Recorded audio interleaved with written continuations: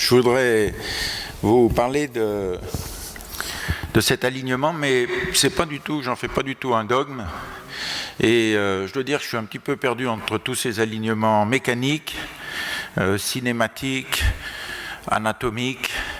Et moi, je crois que je vais vous présenter une approche de bon sens. Alors, ce sont mes disclosures, mes conflits d'intérêts. Depuis 30 ans, dans la littérature, on analyse beaucoup l'alignement fémorotibial mécanique de façon globale pour le membre inférieur. Et encore, sur pas mal d'études, c'est fait sur des petits clichés.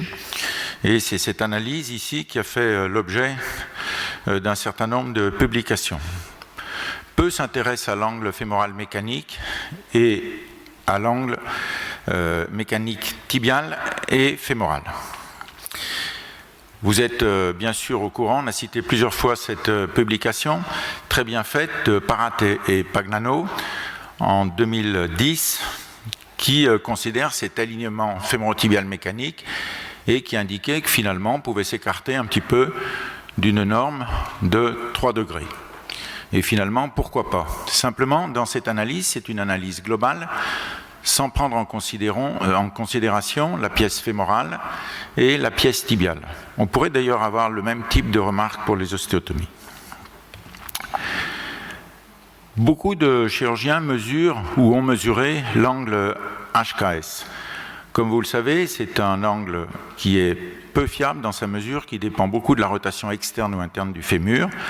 Et nous, on s'est amusé à le mesurer, vous voyez, sur plus de 4000 prothèses, sans que ça présente un intérêt majeur, simplement pour montrer justement que ce n'était pas extrêmement intéressant.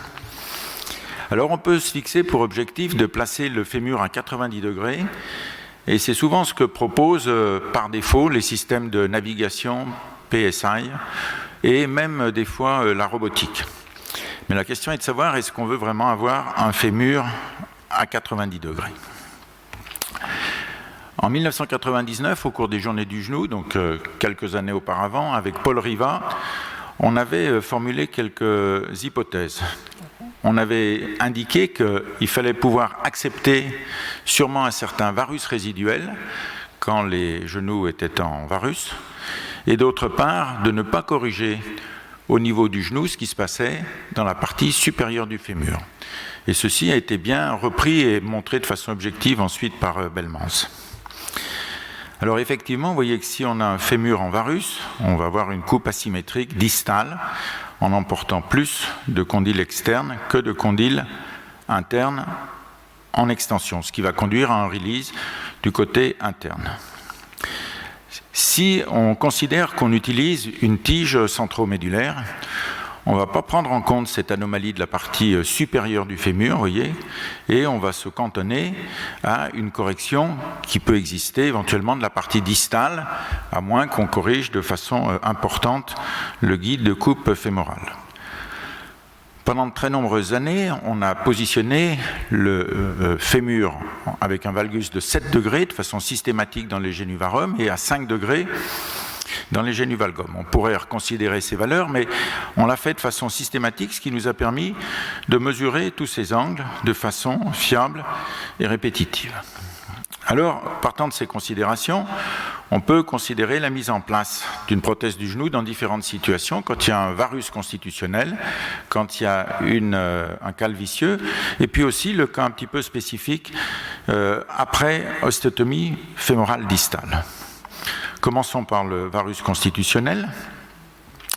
On a analysé nos résultats sur beaucoup de patients opérés pour un varus. Certains d'entre eux sont restés avec des varus supérieurs à 3 degrés. On a pu observer qu'il n'y avait pas plus de complications, vous voyez, post-opératoire varus supérieur à 3 degrés, avec simplement 1,6% de révision, tandis que quand on avait aligné correctement les patients, on avait un taux de révision sensiblement supérieur, mais sans que ce soit significatif, mais à 3,7%. Donc, globalement, de laisser le genou en varus, ce n'est pas un drame. Mais on s'est intéressé non seulement à cet angle mécanique fémorotibiale sur le plan des résultats cliniques, où on a pu là aussi montrer que non seulement il n'y a pas plus de révisions, mais que les résultats étaient assez similaires. Et on a aussi analysé séparément le positionnement fémoral et tibial. Pour ce qui est de la pièce fémorale, on voit que si on la place avec un petit varus résiduel ou un positionnement neutre, ça ne change rien, mais si on la met en valgus, cette pièce fémorale, eh bien on a de moins bons résultats. Pour la pièce tibiale, eh bien si on laisse un varus tibial, on a de moins bons résultats.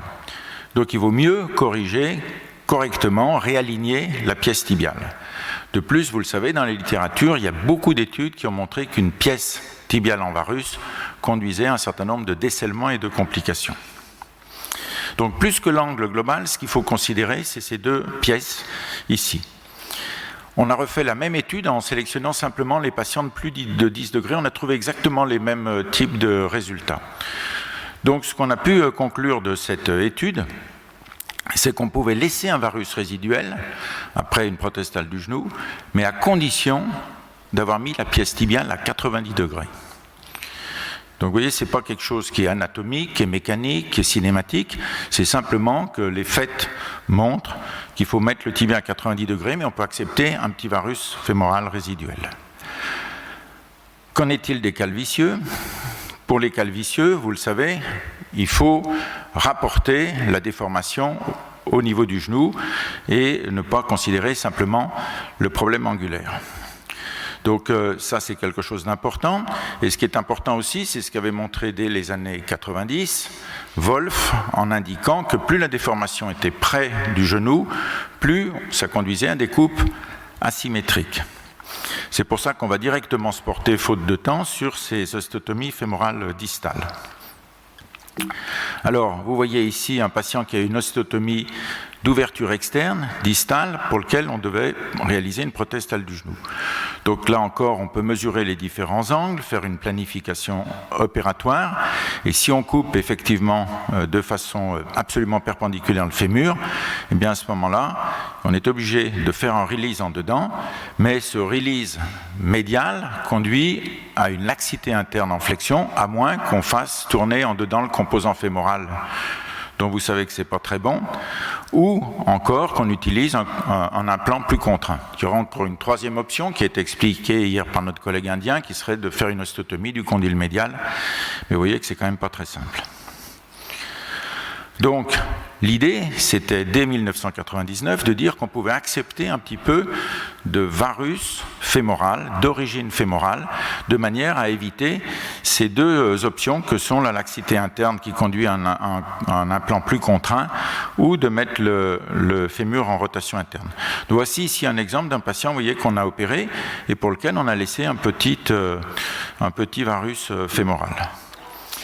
C'est Romain Gaillard, dans le service de la Croix-Rousse, avec Sébastien Lustig et Elvire Servien, qui a rapporté les résultats et qui a pu montrer qu'encore on pouvait valider cette option.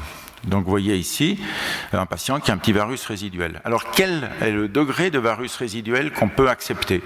Mais il faut se rapporter un petit peu aux études qui avaient été présentées par Tomine. C'est ce fameux moment d'adduction intrinsèque et ça dépend du poids et de la quantité de varus qu'on accepte.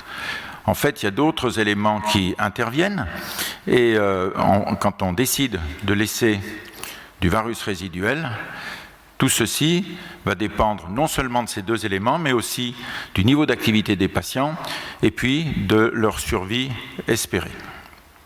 Ainsi, j'espère qu'on pourra retenir ces deux messages, qu'il ne faut pas corriger au niveau du genou ce qui se passe à la hanche, d'une part, et d'autre part, que d'accepter un petit varus résiduel au fémur, eh bien, ne nuit pas ni à la qualité du résultat, ni ne conduit à des complications. On a détaillé tous ces éléments dans la nouvelle édition du livre qui vient de paraître, et vous trouverez beaucoup de détails à ce sujet, en particulier sur les prothèses totales du genou. Je vous remercie.